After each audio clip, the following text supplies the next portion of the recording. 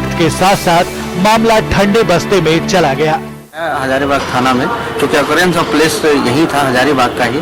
तो उसके बाद आज करीब 8 साल हो गए और 8 साल के बाद भी हम लोगों को कुछ पता नहीं है, न कुछ न्याय मिला है और न प्रशासन ने कुछ आज तक किया है।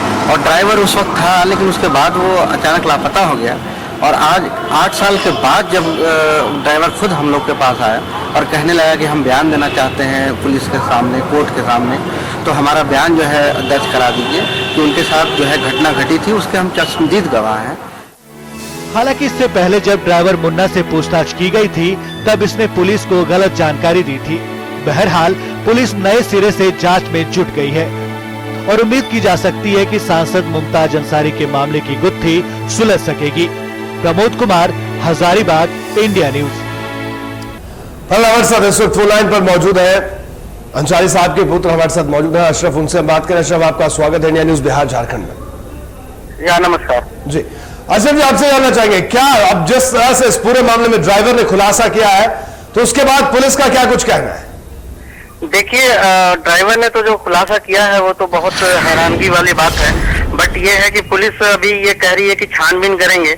इवन कह रही है कि मकबूल अहमद को हम लोग गिरफ्त में लेंगे, उसके बाद पूछताछ होगी, उसके बाद ही मामला का पता चल सकता है। लेकिन इवन ड्राइवर भी जो है कि उसमें इन्वॉल्व हो सकता है, बट ड्राइवर को भी कस्टडी में नहीं लिया गया और हजारीबाग से वहां छोड़ दिया गया उसको कि नहीं, हम अभी इसको नहीं लेंगे कस्टडी में और मकबूल अहमद जब कस्टडी में आएंगे तब जो है इसको हम फिर वापस बुलाएंगे। जी क्या किसी नाम का खुलासा भी किया है मुन्ना जो ड्राइवर था उसने? जी हाँ, मुन्ना ने 4 लोगों का नाम लिया है।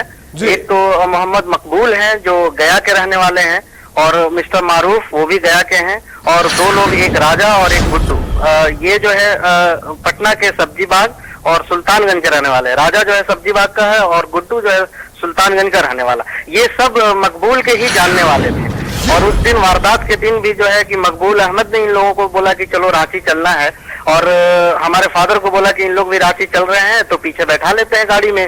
और मारुति जैन से जो हायर किया हुआ था मकबूल अहमद वो लेके गए और ड्राइवर का कहना है कि चरही घाटी के पास जो है चलती गाड़ी में जो है पीछे से गोली मारी गई और फिर मकबूल अहमद के साथ ही मिलके जो है उनका गला रेता गया और फिर घाटी में जो है फेंक दिया गया है। जी अशरफ, क्या इस पूरे मामले में क्या वजह, क्या लोगों से कोई आपसी रंजिश थी, क्या वजह थी, क्या इस बारे में कुछ बता पाएंगे आप?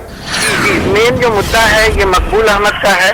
मकबूल अहमद के साथ बहुत पैसे का लेन देन था, इवन 40-45 लाख रुपए का लेन देन था और बराबर हमारे फादर उससे पैसा मांगते थे कि जो पैसा लिए हो वापस करो, और उसमें थोड़ा सा रंजिश हो जाती थी। कभी बराबर डांटते भी रहते थे उसको और वो सह के मतलब हंस के जो है निकल जाता था, लेकिन पैसा जो है आज तक वो दिया नहीं था। और ड्राइवर का भी कहना है कि रांची जाने से पहले 2 दिन पहले जो है कि झड़प भी हुई थी, उनको 2-3 थाप जो है लगाया भी था हमारे फादर ने। तो इस वजह से हमको, हमारे घर वालों को भी लगता है कि पैसे का ही पूरा लेन देन है, पूरा खेल है और पैसे की वजह से ही मकबूल अहमद ने ऐसा किया। जी, यानी पैसे की वजह से ये पूरा मामला। लेकिन अगर पुलिस जांच की बात करें, क्या लगता है मुन्ना के बयान के बाद पुलिस की जो कार्रवाई करने की रफ्तार थी वो बढ़ी है? क्या कहना है आपका? नहीं, अभी बढ़ी तो नहीं है। इवन देखिए आज करीब बयान दिए हुए 5 दिन हो गए, 4 दिन हो गए, बट अभी तक मकबूल अहमद जो है कस्टडी में नहीं आया है। इवन हमने बात भी की है तो वो कह रहे हैं कि अभी कार्रवाई चल रही है, लेकिन अभी तक कुछ हुआ नहीं है इसका। जी बिल्कुल। तो इस पूरे मामले में जिस तरह से आपका कहना है कि पुलिस का कहना है कि वो कार्रवाई करेगी, लेकिन जिन 4 लोगों ने नाम मुन्ना ने बताया, क्या पुलिस उनसे पूछताछ शुरू कर रही है? इस बारे में कुछ आपके पास अपडेट है? नहीं, इसके बाद तो कुछ अपडेट नहीं है। वो कहते हैं कि अभी हम मोहम्मद मकबूल के यहाँ जाएंगे और वो जो है उसको लाया जाएगा हजारीबाग, उससे पूछताछ करेंगे, उसके बाद ही जो है आगे कार्रवाई बढ़ेगी। जी, तो इस पूरे मामले की जिस रफ्तार से पुलिस अब जांच कर रही है मुन्ना के खुलासे के बाद, क्या आप पुलिस जांच से संतुष्ट हैं? नहीं लगता है कि हम लोग घर वाले भी संतुष्ट नहीं है। इवन जो है कि अभी 5-6 दिन हो गए हैं, अभी तक जो है मकबूल अहमद के घर का एक पुलिस भी नहीं गई है पूछताछ करने, और इससे पहले भी मतलब FIR में दर्ज नाम जो है उनको भी पूछताछ नहीं किया गया है। मतलब इस मामले में हम लोग पुलिस से संतुष्ट नहीं। जी बिल्कुल अरशद, आप जिस तरह से आपने बताया कि पुलिस इस पूरे मामले में जिस रफ्तार से जांच कर रही है उस रफ्तार से आप सहमत नहीं है, तो लेकिन इस पूरे मामले में अपने आप में एक बड़ी बात है कि पुलिस अब जिस तरह से बड़ा खुलासा किया है मुन्ना ने, हालांकि इससे पहले जब मुन्ना से पूछताछ हुई तो मुन्ना का बयान कुछ और रहता था। आखिर क्या वजह थी कि उससे पहले मुन्ना ने यह खुलासा नहीं किया? जी, वो उसका यही कहना था। वो जब रांची छोड़ने गया था, उसके बाद घर वापस आके हम लोग के घर वाले को, परिजनों को हम लोग को ये बताया कि कहीं चले गए अंसारी साहब, बरही में हम लोग छोड़ दिए, दूसरी गाड़ी में बैठे वो चले गए। लेकिन अब वो मुन्ना कहता है, हमने कहा कि 8 साल के बाद तुम खुल रहे हो, हम लोग को बता रहे हो, क्यों ऐसा? तो वो कहता रहा कि मकबूल अहमद जो है उसको धमकाता रहा है और उसके घर वालों को भी धमकाता रहा है। उसके फादर हैं जहानाबाद में, उनको भी धमकाता रहा कि हम इतने बड़े आदमी को मार दिए तो तुमको मारने में क्या जाता है। इस तरह से जो है वो चुप बैठा रहा, वो डरा सा रहा और वहां से भागा भी रहा काफी दिन तक। मतलब जी, वजह यही है कि उसको जो है धमकाता रहा ये मकबूल अहमद कि अगर बोलोगे तो हम तुम्हारे जान से मार देंगे। जी बिल्कुल अशरफ, आपका बहुत बहुत शुक्रिया इस पूरी जानकारी के लिए। अशरफ हमारे साथ मौजूद थे, अंसारी साहब के पुत्र हैं।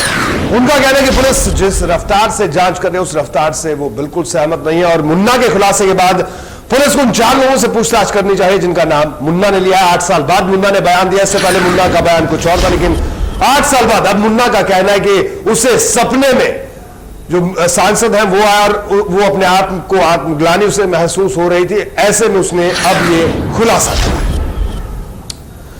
तो बहरहाल 8 साल बाद जो पूर्व सांसद अंसारी है, मुमताज अंसारी, उनका यह पता तो चल गया कि वो गुमशुदा नहीं है बल्कि उनका कत्ल किया है। अगर मुन्ना जो कि उनका ड्राइवर था उसकी बात को माने, पुलिस जांच कर रही है, लेकिन 4 लोगों के नाम मुन्ना ने बताया, लेकिन उन 4 लोगों तक पुलिस अभी नहीं पहुंचे। क्यों पुलिस उन 4 लोगों तक नहीं पहुंची है, यह अपने आप में बड़ा सवाल है। पुलिस की कार्यप्रणाली पर इस वक्त का सबसे बड़ा सवाल है। बहरहाल आज प्राइम टाइम में इतना ही। आगे देखिए स्पोर्ट्स एक्सप्रेस।